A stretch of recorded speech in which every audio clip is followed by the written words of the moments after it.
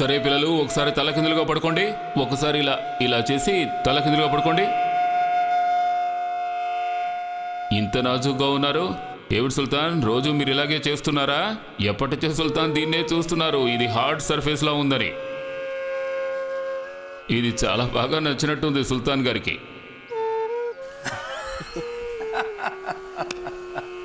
ఆయన్ని సర్వాంగాసనం చేయమనండి. ఎత్తండి, సర్వాంగాసనం చేయమనండి.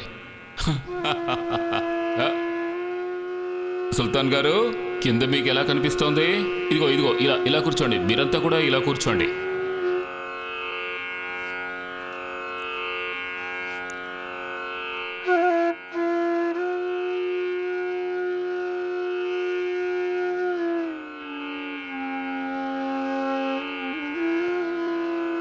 కానివ్వండి పిల్లలు,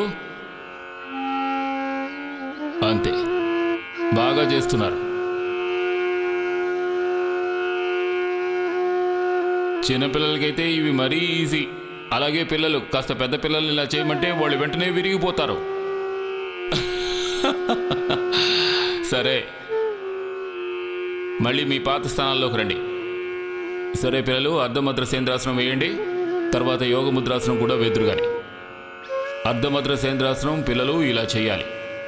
ఈ చిన్నపిల్లలు ఎలా చేస్తున్నారో పెద్దవాళ్ళు కూడా అలాగే చేయండి. మీరు అర్ధముద్ర సేంద్రాసనం వేయండి. ఇప్పుడు మీరు కూడా వేయాలి. వేయండి పిల్లలు. పెద్దవాళ్ళు ఇలా వక్రాసనం వేయండి. ఇప్పుడు జాగ్రత్తగా వినండి. నేను మొత్తం ఈ ఇండియాని ఒకవేళ ఒక్క రోజులో ఎవరు ఏమీ వినరు కదా. అంటే నా ఉద్దేశం, మనిషికి 10, 100 లేదా 1000 సార్లు చెప్తేనే ఏ విషయమైనా బుర్రలోకి ఎక్కుతుంది. కానీ పిల్లలు వెంటనే పట్టేస్తారు. పిల్లలు ఒక్క సెకండ్లో 40 లక్షల ఇన్ఫర్మేషన్స్ని ప్రాసెస్ చేయగలుగుతారు. ఎంత? వీళ్ళు. మరి మీరు 4 ఒక్క సెకండ్లో.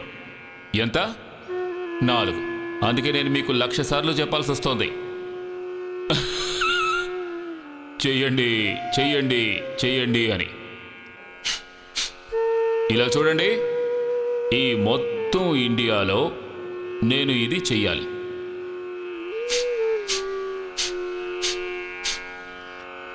సందులోనూ, ఏరియాలోనూ నేను మొట్టమొదటిసారి 10,000 సార్లు పతంజలి వెల్నెస్ సెంటర్ కోసం మాట్లాడాను. ఎంత? 10,000. అక్కడ జనాలకి ఈ విషయాలు చెప్పాను. చిన్న చిన్న విషయాలు 10-15 విషయాలు చెప్పాను. ఏమిటవి? ఒక్కొక్క ఆసనం 10 నిమిషాలు చెయ్యాలి అని, అలాగే ప్రాణాయామంతో పాటు ధ్యానంతో పాటు చేయాలి అని. ముందు ఈ సంకల్పం తీసుకుని చేయాలి. నేను స్వాభావికంగా రోగిని కాదు, యోగిని అని. ఏం చెప్పాలి? స్వాభావికంగా రోగిని కాదు. ఈ విషయాన్ని మీరు ఆలోచిస్తేనే రోగాల నుంచి ముక్తులవుతారు. మీ శరీరం, మీ ఇంద్రియాలు, మీ మనసు, మీ ప్రాణం మీ అధీనంలో ఉంటాయి. ఈ ఆలోచన ఉంటేనే. బాబాజీ, ఒక విషయం చెప్పండి, ఆలోచనలకు ఎంత మహిమ ఉంటుంది. ఈ ఆలోచనలు నన్ను ఈ ప్రపంచమే వదిలేసేలా చేశాయి. ఆలోచనలు నన్ను సన్యాసిగా మార్చాయి. పతాంజలిలో ఏమైతే జరుగుతున్నాయో అవన్నీ ఆలోచన సంకల్ప పరిణామం చేత, సంకల్ప బలంతో మనకి ఏమైనా సిద్ధిస్తుంది. కనుక సంకల్పం చేసుకుని చేయండి. అందరూ చేయండి. 10 నిమిషాలు ఆసనాలు చేస్తామని. ఆ తర్వాత ఎవరెవరు ఏమేం చేయాలనుకుంటున్నారో వాళ్ళు తమ తమ అభ్యాసాలు పూర్తి చేయండి. ఇప్పుడు చూడండి, ప్రజలు అడుగుతున్నారు, స్వామీజీ క్యాన్సర్ నయమైపోతుంది అంటున్నారు, ఆర్థరైటిస్ నయమైపోతుంది అంటున్నారు.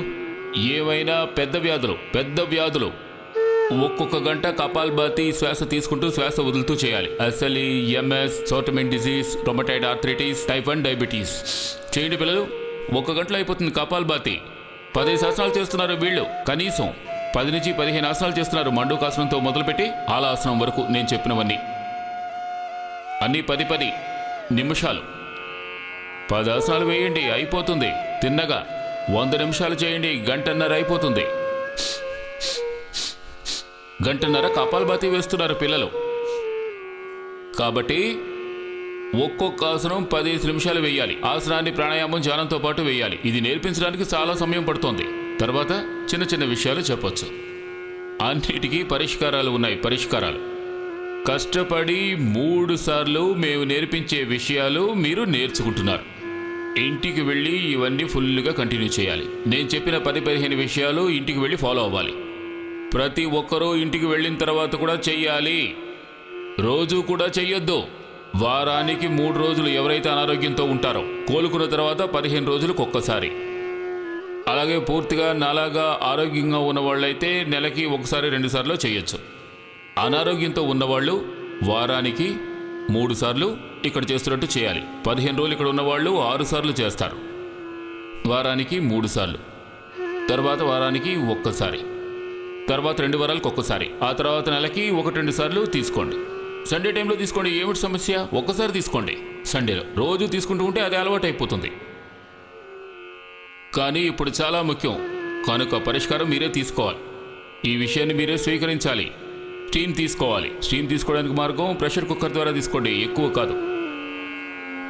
వస్త్రంతో మూసుకొని ప్రెషర్ కుక్కర్ ద్వారా స్టీమ్ తీసుకోండి.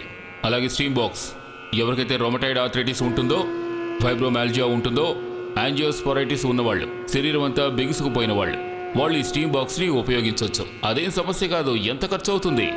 మీకు అలవాటు అవ్వాలనే నేను మీ చేత ఇవన్నీ చేయిస్తున్నాను.